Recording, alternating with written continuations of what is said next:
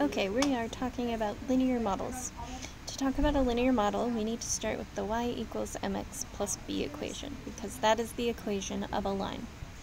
So with this equation, the b would be the starting point,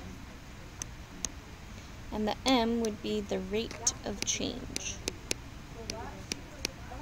Mathematically, we also know those as slope and y-intercept. So the y-intercept is where we start, the slope is the rate of change. So we want to apply that to a word problem. Let's say we have a pump that removes 15,000 gallons of water from a pool at a constant rate of 150 gallons per minute. So we want to write an equation of this.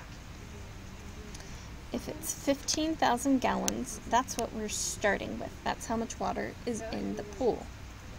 If we're removing at a constant rate, that word is very important. Removes means we're taking stuff away. This should be negative. They don't always write in that it's negative. They assume you know the word removes means negative. So 150 gallons per minute. So that is a rate. When you have something over time, that is a rate. So we can just plug these values straight into our equation. Y equals negative 150x plus 15,000. And then we're done with that problem. That tells us the equation that would represent that situation. We might also have to compare it to a graph. So where this is 15,000, we'll split this into 5,000s.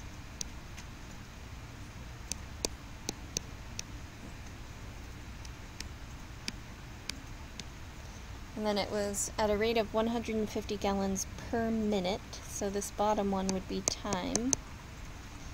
So we'll say 1 minute, 2 minutes, 3 minutes, so on and so forth. So if I were to graph this equation, 15,000 is still our starting point. When we say starting point, we mean the point on the y-axis where our graph begins. So 15,000 on the y-axis is where we mark our first point. Then our rate of change is negative 150 gallons per minute. Well, we need this to be a fraction in order to use it, so I'm going to put it over 1. You can make any number a fraction by putting it over 1. Now going down a negative 150 is barely moving down at all with the way this is labeled. It's 5,000 between these two tick marks, so 150 is barely down at all. Over 1, though, would be here. So then barely down at all over 1 more would take us to the next spot. So that's what our graph would look like. So something else that can happen is they give us information where we have to find the rate. They don't give us the rate. They don't give us the starting point. They just give us information we could use to find that. So a spring stretches 20 centimeters with a 50-gram weight attached to the end. With a 75-gram weight attached, it stretches to 28 centimeters. And I believe they're going to tell you which one is x and which one is y. I believe they said the y value is the distance, and the x value is the weight. That will be included in the question. So we need to write these out as points of information. We know 20 is related to 50. Those go together. It said the x value was the weight, so we want to put 50 first. Y value was the distance, so we put 20 second. And the next one is 75-gram weight. It should say weight. So 75 comes first because weight is our x value. 28 comes second because distance is our y value. So we need to find the slope. Slope is rise over run, and hopefully you remember the equation y2 minus y1 over x2 minus x1. So we start with our y values. 20 and 28 are our y values. And this y2 minus y1 is just saying the 28 from the second point, this y value from the second point, minus the y value from the first point. So 28 minus 20 over, and then we use our x values, 75 minus 50, would give me 8 over 25. If we can reduce our fraction, we would, but we cannot. So that's our slope. The problem is if we try and use the y equals mx plus b, all we have is the m. We don't know what the b is. So we're going to use a different form of this equation. We're going to use y minus y1 equals m times x minus x1. This is also an equation for a line, but it's called point-slope equation because instead of being given the slope and a y-intercept, we have the slope and a point. So slope is what we found, 8 over 25. The y1 is one of the y values. Doesn't matter which one you use, as long as when you pick your x1, it's from the same point.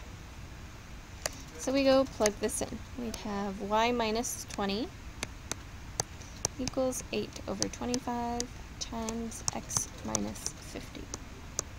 Now we are going to have to reduce this. So first we would need to distribute the 8 over 25. 8 over 25 times 1x is just 8 over 25x. 8 over 25 times 50 is 16. Then we still want to get y alone because we do want it in the y equals mx plus b format. So we add 20 to both sides. Negative 16 plus 20 is 4. Now, once we found this equation, we can actually use it. We could compare it to the graph, or we could also use it to predict information. So let's say we want to know how far is it going to stretch when you have a 60-gram weight. Well, we know the x values are our weight, so we would take that 60 grams and plug it in for x. Now we just plug this in. 8 divided by 25 times 60 plus 4 is 23.2 centimeters. Now you can make sure this makes sense by thinking about what they gave you originally. So we said 60 grams weight would stretch to 23.2. Originally 50 grams was 20, 75 grams was 28. So since 60 grams is in between 50 and 75, the stretch should be between 20 and 28, which it is. So our answer makes sense. That means we know our equation worked out. So one last example. A company pays an employee a base salary of $1,200 every other week, plus $40 for each sale. How many sales did the employee have if the paycheck is $2,120? So this one, they gave us a base salary. Base is a starting amount. So hopefully that's ringing bells in your head where you say, oh, we have an equation that involves starting amount. Plus $40 for each sale. That's a rate. Every sale you make, you get $40. So this one, we can just use the y equals mx plus b. We have our rate of $40 times x. X is however many sales we made, plus our starting amount of $1,200. Now this time it wants how many sales. Last time when we did a prediction, we said, well, let's plug in something into x. But with this equation, x would be our number of sales, and y would be the amount of money that we make. So So we actually have to plug this into the y value this time. And now we're going to have to go through and solve for x using our equation skills. If we want to get x alone, first we would minus 1200.